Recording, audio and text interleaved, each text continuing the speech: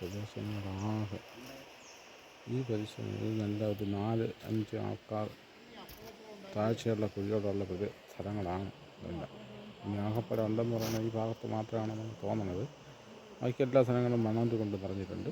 ഈ മണൽ കൊണ്ട് നിറഞ്ഞ ഭാഗങ്ങളെല്ലാം നാളെ ഒരു സമയത്ത് ചെറിയൊരു മഴ പെയ്താൽ തന്നെ ഈ പാലത്തിനോളം പൊക്കത്തിൽ വെള്ളം വരാനുള്ള സാധ്യത വളരെ വളരെ കൂടുതലാണ്.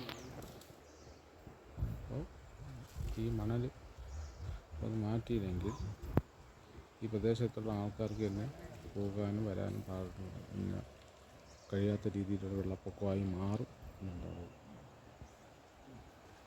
ആണിപ്പോൾ ഇവിടെ വന്നുകൊണ്ടിരിക്കുന്നത്.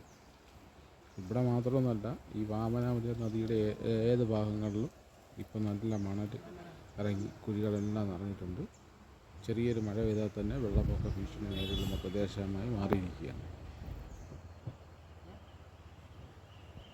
അധികാരികൾ ഇത് കണ്ട് ഈ മണൽ ഇവിടെ നിന്നും മാറ്റുന്നതിന് വേണ്ടിയുള്ള നടപടികൾ സ്വീകരിക്കണമെന്നാണ് ഈ വീഡിയോയിലൂടെ എനിക്ക് പറയാൻ കഴിയുന്നത്.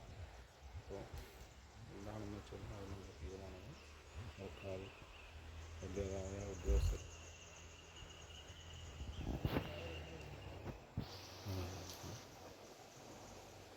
കൈക്കൊള്ളണമെന്നാണ് പറയാനുള്ളത്.